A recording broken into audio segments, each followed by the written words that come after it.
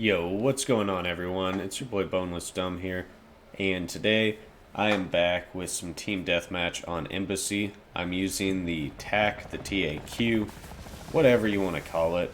It's a pretty good gun. This was either my first time or one of my first times using it, and I got to tell you, I really enjoy this weapon. I'd recommend giving it a go if you haven't. You can tell in this first kill just how badly that I'm lagging, but despite all of that, we're still good to get a pretty decent gameplay out of it. And you can see just how long it took to register that kill. That's pretty wild if you ask me. But anyways, today we are back, and the purpose of this commentary is we are going to talk about the recent polar vortex and some of the lessons that I learned second and third hand from it. I really didn't learn anything firsthand from it because my situation was pretty darn comfortable during the entirety of it. Sure, our weather got down to, I think, either 3 or 4 degrees was the coldest it got, but we received absolutely zero precipitation. So no snow, no rain, no ice on the roads except for in areas in neighborhoods where the dummies who own the land, specifically apartment complexes, don't turn their sprinklers off, so they just turn the road right by their apartment complex into an ice rink. But those types of people, those types of companies can't be helped. I've just kind of grown to expect that out of the smooth brains that run some places around here. So all my pipes were good. I insulated my outside faucets and I dripped water inside. We also ran the wash. We took showers, obviously, so that helped to keep the pipes from freezing. Everything was all good on that front. I had plenty of food, so that wasn't an issue. The water never went out, which was nice, so we were fine with that. But even if it did, I had more than enough water for us to get through it. Drinking water, water to bathe, to shower, water to clean food, clean vegetables, stuff like that. And our heat stayed on, obviously, since our electricity did, but if it didn't, I had a plan for that as well. I have my storm cellar, which is underground, away from the elements, away from windows, really well insulated. I could set up a tent down there to trap heat. I've got some fantastic sleeping bags, a ton of blankets.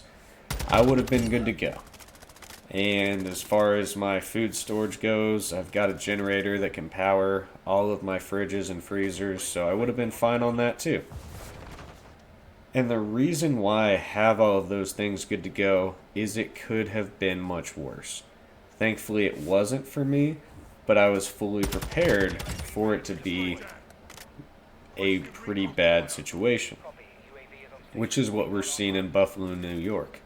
And no offense to anyone who may be listening out of Buffalo, New York, but it seems to me that they are some of the least prepared people probably in the country.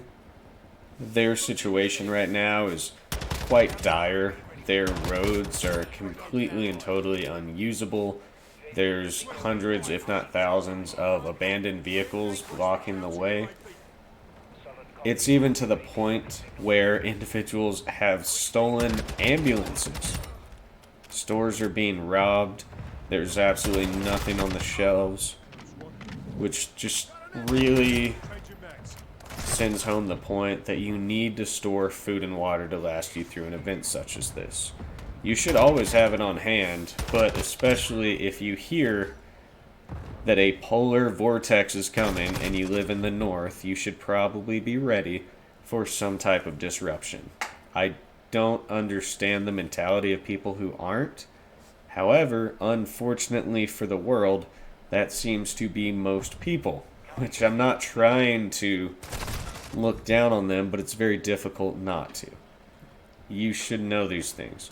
And that's why I'm making this video, so now everyone has absolutely no excuse not to know these things. You need to have medicine stored up, because you're not getting to a hospital with the roads the way they are. And typically people think, oh, if I can't get myself to the hospital, there's EMS, an ambulance can come take me. And that's not even true because they use the same roads as you. And that's assuming that all the ambulances haven't been stolen by the time you need them. In the same breath, the police won't be able to effectively respond to any emergencies you're having.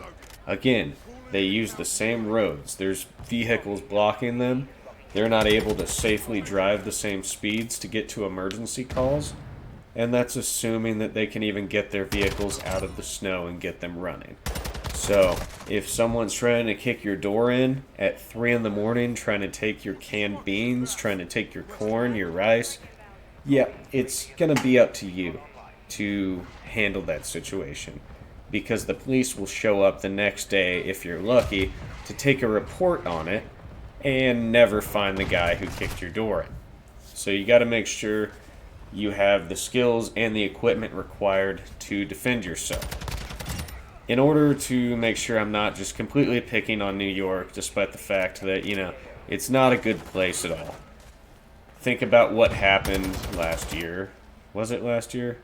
During the Great Texas Freeze, or whatever you wish to call it. A bunch of people died because they were super unprepared. And mind you, most of this happened in the more populated megacities like Austin, Dallas, and Houston, where people have been lulled into a false sense of security that if you need something, you can open up DoorDash or Uber Eats, or you can take public transportation to a corner store to get that. I think it's a very big issue in our society today that everything is just a click of the mouse away, because that's not the permanent reality of the situation. We live in an outlier. The conveniences that we haven't existed nearly 1% of human history. So to just assume that everything's always going to be convenient and deliverable is an absolutely lazy and terrible mindset. You have to be completely and totally prepared to fend for yourself, and I fear as though very few people are able to, which goes back to being able to defend yourself. There's a good amount of looting going on right now in New York, and so even if you are prepared, you've got food, you've got water, you've got medicine, whatever, eventually, if the situation continues, people will get desperate enough that they will want to take it. Now, obviously, you're not a willing participant in this, so they'll have to take it by force, which is equivalent to violence. So therefore, you need to be able to defend your resources, your shelter, and you have to have the skills to use weapons to be able to do that. Ideally, it will never come to that, but you have to be prepared for that. You also have to be able to get home. You should have a get home bag in your vehicle containing items that are necessary in order for you to, possibly on foot, make the trek to your house. So, you have to have warm clothing, changes of items like socks, because wet socks can mean death in bad weather. You need food, water, heat sources, of course a way to defend yourself while you're just chilling on the street. You also have to be physically fit enough to get through it. You have to be able to carry your gear and possibly even a loved one. You have to be able to move objects out of your way that are in your way. And also, with your cardiac health, there are a ton of people who have heart attacks while it's snowing because they're not used to the stress, and the cold lulls them into a false sense of security. There are more heart attacks when it's cold than when it's hot. But anyways, guys, that's about it. Just wanted to share some preparation tips to all of you. Hopefully everyone's done well with the current weather situation. Hopefully you're thriving.